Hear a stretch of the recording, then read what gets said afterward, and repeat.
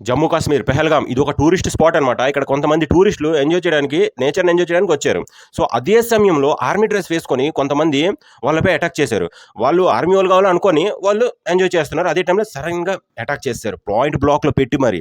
నీ ధర్మం ఏంటి? ప్యాంట్ ఇప్పి మరీ చెక్ చేశారు. ఎంత ఘోరాతి ఘోరం అసలు. ఆ! యంగ్ కపుల్స్ రీసెంట్‌లీ మ్యారేజ్ అయిపోయిన వాళ్ళు. ఆవిడైతే ఇలా కూర్చొని శోక సముద్రంలో ఉంది. ఏమైంది నా భర్తకి అనేసి.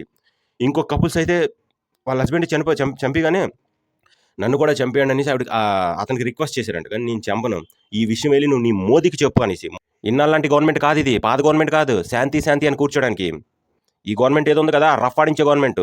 చూపిస్తది. ఖచ్చితంగా దీనికి మోదీ గారు సమాధానం చెప్పే తీరుతారు. ఎవ్వరిని వదలరు. ఈ 30 మందికి చావుకు కారణమైన ప్రతి ఒక్కరిని వెతికి మరీ చంపుతారు. జమ్మూ కాశ్మీర్ ఎవరి అబ్బ సొత్తు కాదు ఇది. భారత్‌లో ఒక భూభాగం. భారత్‌దే ఇది. నీది, నాది, మనందరిది. రానున్న రోజుల్లో పీఓకుని కూడా మేము ఆక్యుపై చేస్తాం. జై భారత మాతాకి జై. జై శ్రీరామ్.